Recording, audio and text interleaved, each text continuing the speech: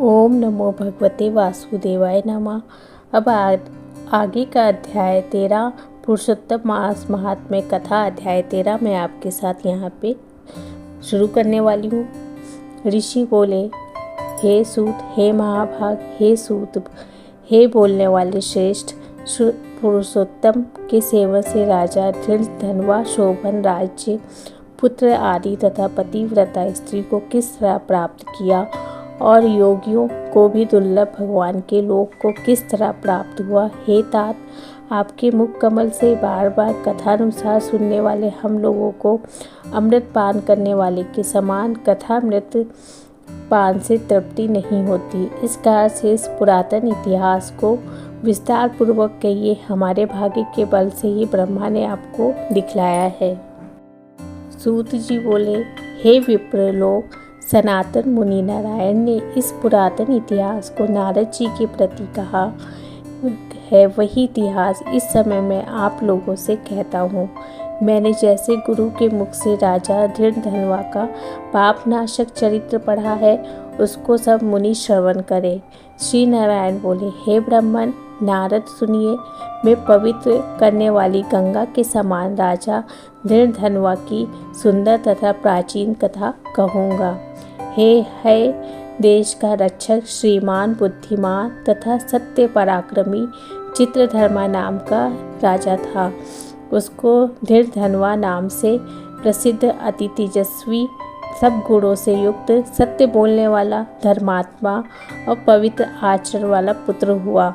कान तक लंबे नेत्र वाला, चौड़ी छाती वाला और बड़ी भुजा वाला महातेजस्वी व राजा धनवा प्रशस्त गुण समूहों के साथ साथ बढ़ता गया।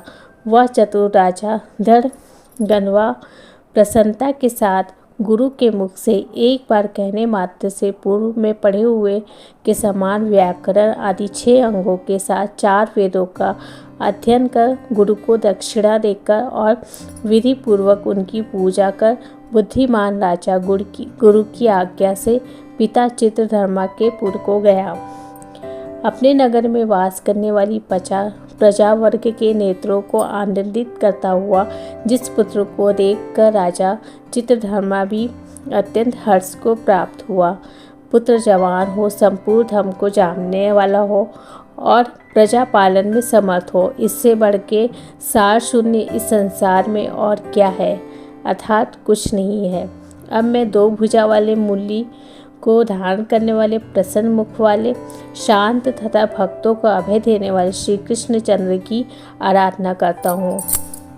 जिस तरह ध्रुव, अम्बरीश, सथार्थी यात्री प्रमुख राजा और शिवी रतिदेव, शशबिंदु, भगीरथ, भीष्म, विदुर, दुष्यंत और भरत, पृथु, उत्पाद, प्रहलाद, विभीषण, ये सब राजा तथा अन्य राजा लोग भी अनेकों लोगों को त्याग कर इस अनित्य शरीर से पुरुषोत्तम भगवान का आराधना कर नित्य विष्णु पद को चले गए। इसी तरह स्त्री, मकान, पुत्र आदि में स्नेह में बंधन को तोड़ के वन में जाकर हरि का सेवन करना हमारा भी कर्तव्य है।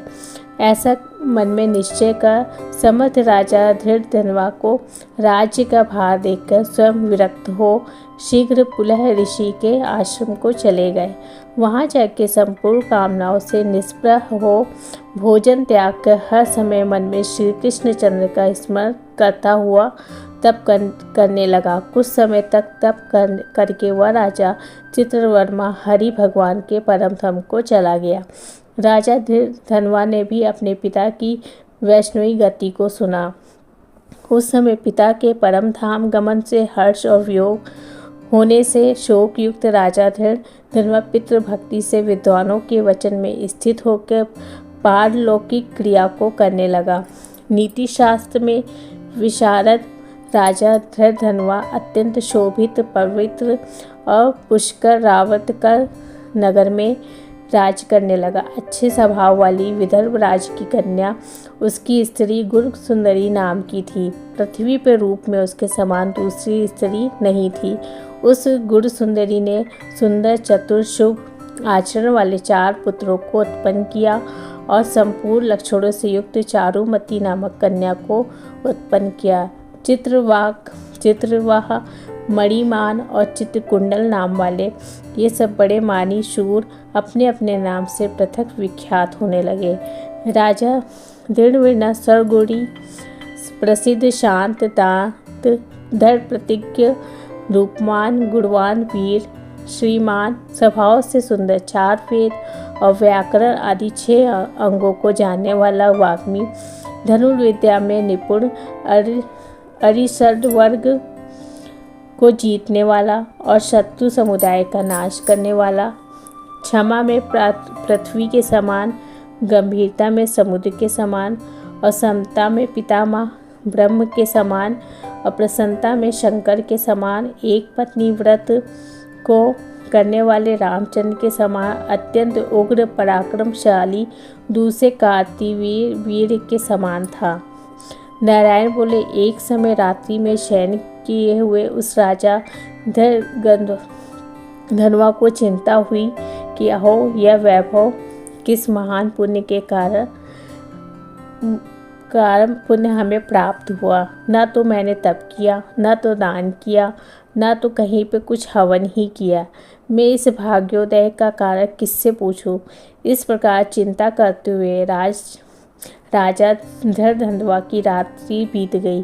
प्रातःकाल ब्रह्म मुहूर्त में उठ के विधि पूर्वक स्नान कर उदय को प्राप्त सूर्य नारायण का स्थान कर भगवान की कला की पूजा कर अर्थात देव मंदिरों में जाकर देवता का पूजन कर और ब्राह्मणों को दान देकर तथा नमस्कार करके घोड़े पर सवार हो गया।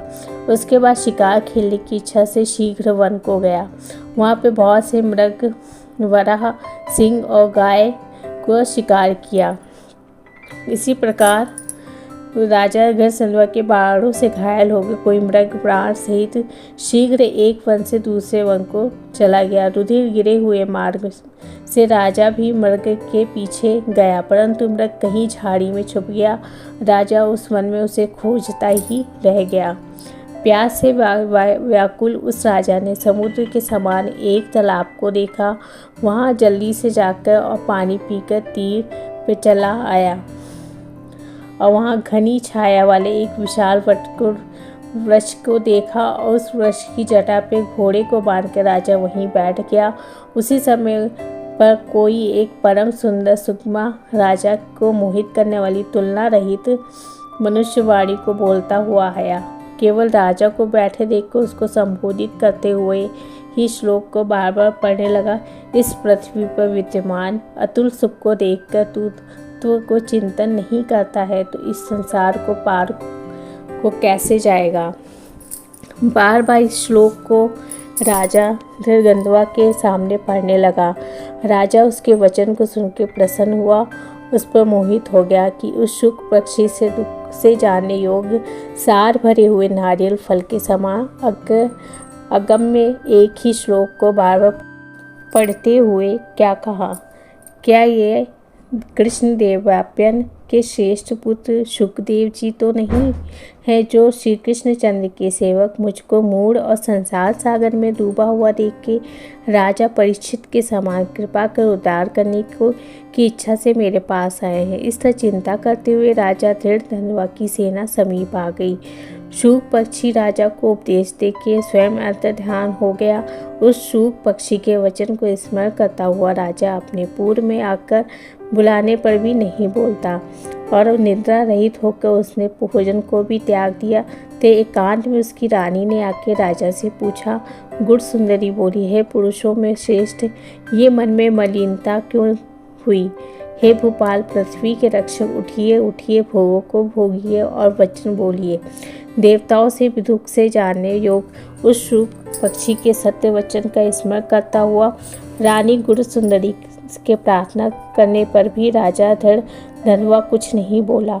पति के दुख से अत्यंत पीड़ित हुआ। रानी भी दीर्घ श्वास लेके अपनी स्वामी की चिंता के उत्कट कारण को नहीं जान सकी। इस प्रकार चिंता में राजा का कितना ही समय बीत गया, परंतु संदेह सागर से पार करने वाला कोई भी कारण वह देख ना सकी।